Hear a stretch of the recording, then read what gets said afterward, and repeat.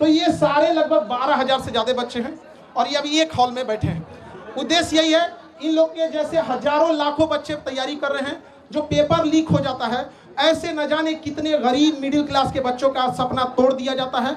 और शायद अगर ईमानदारी से परीक्षा नहीं होती तो यहाँ ये लोग नहीं बैठ पाते, केवल अमीर लोग बैठे रहते। लेकिन यहाँ कोई भी ऐसा नहीं होगा, सब मिडिल क्लास गरीब घर के बच्चे होंगे।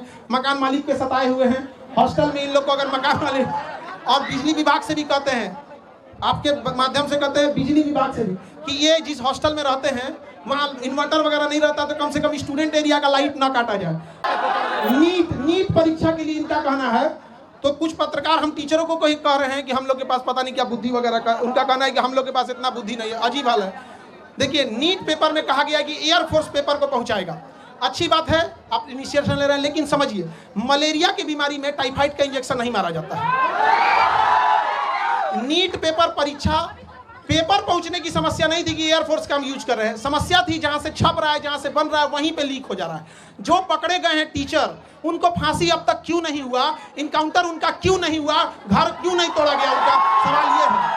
आप में से बताइए, इतने लोग, ये सब सिलेक्टेड पुलिस वाले हैं यहाँ पर, इन सब से कहते हैं पेपर लीक करने वालों को बकसना चाहिए जी, किसी को नहीं बकसना चाहिए यहाँ पर। और अगेन सरकार प्रयास कर रही है, एयरफोर्स भी इसमें ला रही है। बट समझिए ध्यान से, एयरफोर्स क्या करेगी? पेपर तो नहीं छापेगी, एयरफोर्स ट्रांसपोर्टेशन का काम करेगी, हेलीकॉप्टर से ड्रॉप कर देगी।